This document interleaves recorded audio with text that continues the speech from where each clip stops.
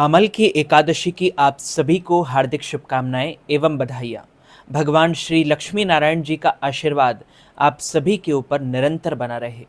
फाल्गुन माह में होली से पहले आमल की एकादशी का विशेष महत्व हमारे पुराणों एवं धर्म ग्रंथों में बताया गया है। ये एकमात्र ऐसी एकादशी है जिसमें भगवान विष्णु जी के अलावा भगवान शिव और माता पार्वती की पूजा अर्चना का विशेष विधान है। इस दिन काशी में गौरी शंकर संग रंग की होली खेली जाती है। साथ ही भगवान विष्णु जी की पूजा में आंवले का खास प्रयोग और उपयोग किया जाता है। एकादशी का व्रत समस्त पापों से मुक्ति दिलाकर मोक्ष गति प्रदान करता है। साथ ही माता लक्ष्मी की कृपा अपार बरसती है। फाल्गुन माह के शुक्ल पक्ष की एकादशी को आमल की एकादशी और रंग भरी एकादशी के नाम से जाना जाता है। इस दिन रंग के साथ होली का महापर्व और महात्योहार मनाया जाता है। आमल की एकादशी 10 मार्च 2025 को है। फाल्गुन माह के शुक्ल पक्ष की एकादशी तिथि 9 मार्च 2025 को सुबह 7:45 पर शुरू होगी और अगले दिन 10 मार्च 2025 को सुबह 7:44 पर समाप्त होगी। अब कई लोगों के मन में ये सवाल ज़रूर आता है कि हम एकादशी का पारणा कैसे करें। हम एकादशी के पारणा के दिन किस चीज़ को खाएं जिससे हमारा पारणा सफल हो जाए। तो हम आपको बता दें कि आप एकादशी के व्रत के पारणा में तुलसी पत्र को शामिल कर सकते हैं। तुलसी पत्र अति पवित्र होता है और इसके उपयोग से हमारा एकादशी का व्रत का पारणा हो जाता है। आमल की एकादशी व्रत सुबह 6:36 से सुबह 8:05 का पूजा का और अमृत काल का मुहूर्त बन रहा है। इसके बाद सुबह 9:34 से सुबह 11:03 पर शुभ का चौगड़िया है। आमल की एकादशी व्रत का पारणा 11 मार्च 2025 को सुबह 6:35 से सुबह 8:13 के बीच में आपको कर लेना चाहिए। इस दिन द्वादशी तिथि सुबह 8:13 पर समाप्त हो जाएगी। आंवले पूजनीय वृक्ष हैं। पद्म और विष्णु धर्मोत्तर पुराण का कहना है कि आंवले का वृक्ष भगवान विष्णु को बहुत प्रिय होता है। इस पेड़ में भगवान विष्णु के साथ माता लक्ष्मी का भी निवास होता है। आमल की एकादशी के बाद आंवले के पेड़ की पूजा और आंवले का दान करने वालों को 1000 गायों के दान के बराबर फल प्राप्त होता है। रोग के साथ दोष भी समाप्त हो जाता है। आर्थिक रूप से आ रही परेशानियों का निवारण हो जाता है। आमल की एकादशी पर आंवले के वृक्ष पर जल चढ़ाने के बाद इसकी मिट्टी को माथे से लगाएं। मान्यता है कि इस उपाय को करने मात्र से कार्य में 2 गुना सफलता प्राप्त होती है। कार्य क्षेत्र में सारी समस्याओं से छुटकारा मिल जाता है और सारी समस्याओं का समाधान हो जाता है। अब कई लोगों के मन में ये सवाल आता होगा कि हम आंवले की पूजा भी कर सकते हैं क्या? आमल की एकादशी के दिन आंवले का ही विधान है। आंवले की पूजा करने से भगवान विष्णु प्रसन्न होते हैं तथा आप गंगा जल से भी आंवले का अभिषेक कर सकते हैं।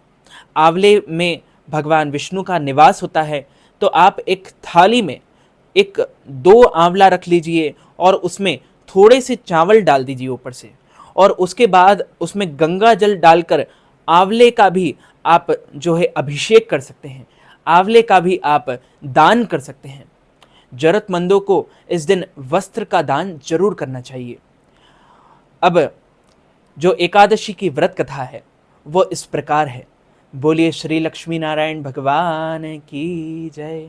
श्री बाके बिहारी लाल की जय। श्री गिरिराज धरण की जय। बालकृष्ण लाल की जय। श्याम सुंदर श्री यमुने महारानी की जय। श्री राधिका रानी की जय। सब संतन की जय। सब भक्तन की जय, समस्त ब्रजवासीन की जय। जय जय श्री राधे, जय जय श्री राधे। मानधाता बोले, हे वशिष्ठ जी, यदि आप मुझ पर कृपा करें तो किसी ऐसे व्रत की कथा सुनिए और कहिए जिससे मेरा कल्याण हो सके। महर्षि वशिष्ठ बोले कि हे राजन, सब व्रतों में उत्तम और अंत में मोक्ष देने वाला आमल की एकादशी का व्रत का वर्णन मैं आपको कहता और सुनाता हूं। यह एकादशी फाल्गुन माह के शुक्ल पक्ष की आने वाली सबसे प्रिय एकादशी है। इस व्रत के करने मात्र से समस्त पाप नष्ट हो जाते हैं। इस एकादशी का व्रत का फल 1000 गोदान के बराबर फल के बराबर होता है। अब मैं आपसे एक पौराणिक कथा कहता हूं, आप ध्यान पूर्वक विधान पूर्वक सुनिए, एकाग्रचित होकर सुनिए। एक वैदिश नाम का नगर था जिसमें ब्राह्मण, क्षत्रिय, वैश्य और शूद्र तथा चारों वर्ण आनंद सहित रहते थे। उस नगर में सदैव वेद ध्वनि गूंजा करती थी तथा पापी, दुराचारी तथा नास्तिक उस नगर में कोई नहीं था। उस नगर में चैत रथ नाम का चंद्रवंशी राजा राज किया करता था। वह अत्यंत विद्वान तथा धर्मी था। उस नगर में कोई भी व्यक्ति दरिद्र व कंजूस नहीं था। सभी नगरवासी विष्णु भक्त थे और आबाल, वृद्ध, स्त्री, पुरुष एकादशी का व्रत किया करते थे। अब एक समय की बात है।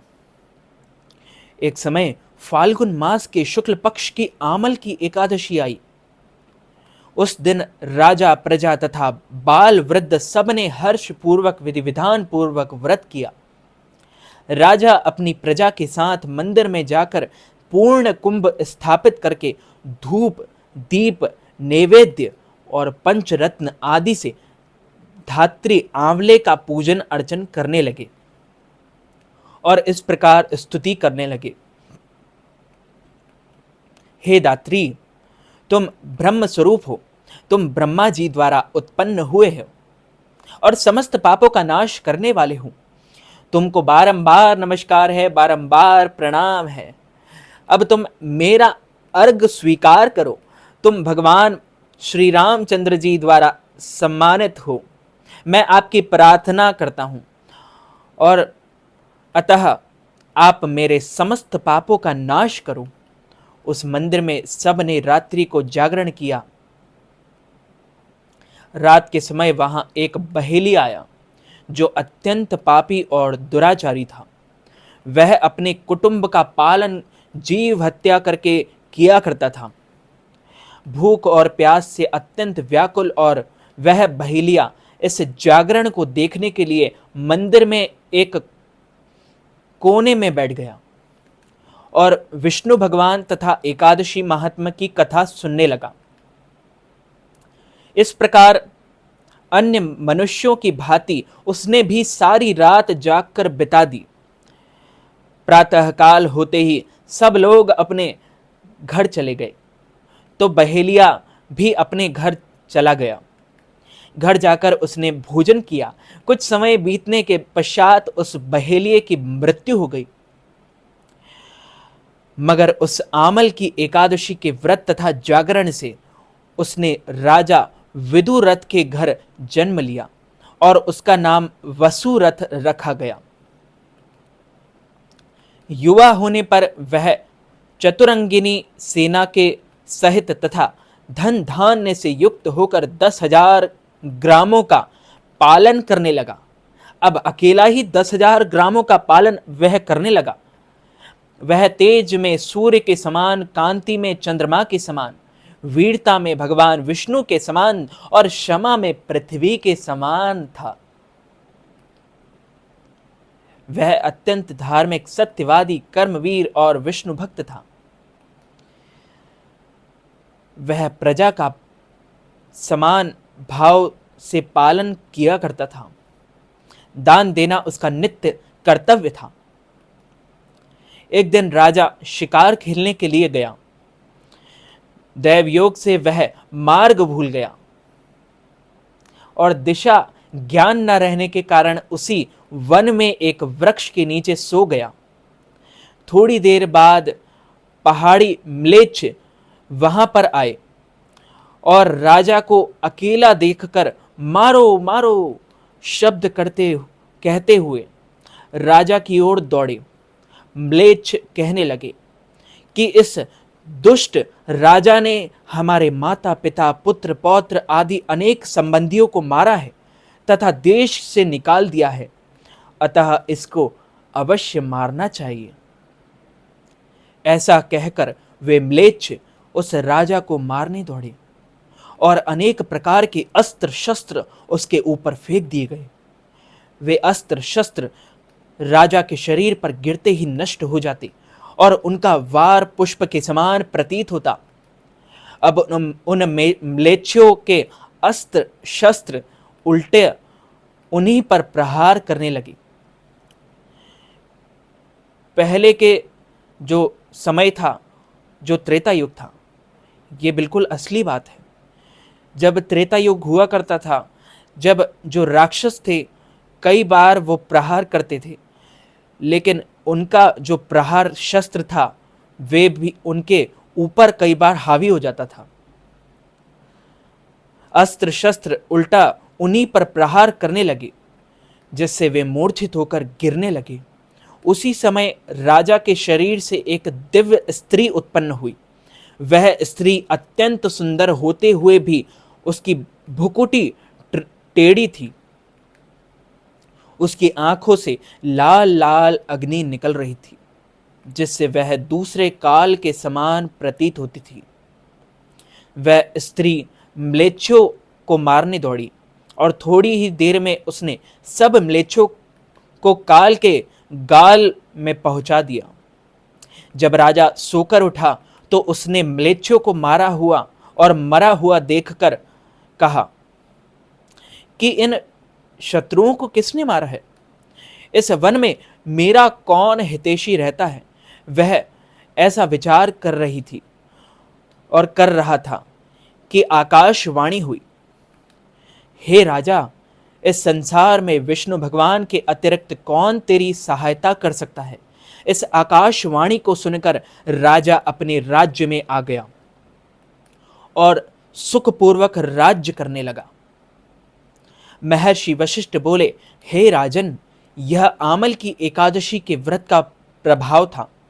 जो मनुष्य विधि विधान पूर्वक आमल की एकादशी का व्रत करते हैं वे प्रत्येक कार्य में सफल होते हैं और अंत में भगवान विष्णु के परम धाम विष्णुलोक को प्राप्त हो जाते हैं। इतना सरल है आमल की एकादशी का व्रत। बोलिए श्री लक्ष्मी नारायण भगवान की जय। श्री वृंदावन बिहारी लाल की जय। श्री राधा रमण लाल की जय। श्याम सुंदर श्री यमुने महारानी की जय। श्री गोपेश्वर महादेव की जय। सब संतने की जय, सब भक्तने की जय, समस्त ब्रजवासीन की जय। जय जय श्री राधे, जय जय श्री राधे, जय जय श्री राधे। तो मित्रों, भक्तजनों, माताओं बहनों, यदि आप आमल की एकादशी के निमित्त ब्राह्मणों को फलाहार करवाना चाहते हैं या अन्नदान, वस्त्रदान, गौदान, तिलदान अथवा आमल की एकादशी के निमित्त कोई भी दान दक्षिणा हमें प्रदान करना चाहते हैं तो स्क्रीन पर दिख रहे QR कोड पर स्कैन करके नगद धनराशि प्रदान करके गौ सेवा, आमल की एकादशी की व्रत सेवा का संपूर्ण पुण्य लाभ प्राप्त कर सकते हैं। इस वीडियो को ज़्यादा से ज़्यादा लोगों तक शेयर कीजिएगा, लाइक कीजिएगा, कमेंट कीजिएगा और सब्सक्राइब करके बेल आइकन को भी ऑन कर लीजिए ऐसे ही नए नए वीडियोस देखने के लिए। मैं मिलता हूं आपको किसी और नए वीडियो के साथ। तब तक के लिए सादर जय श्री कृष्ण, सादर जय श्री राम।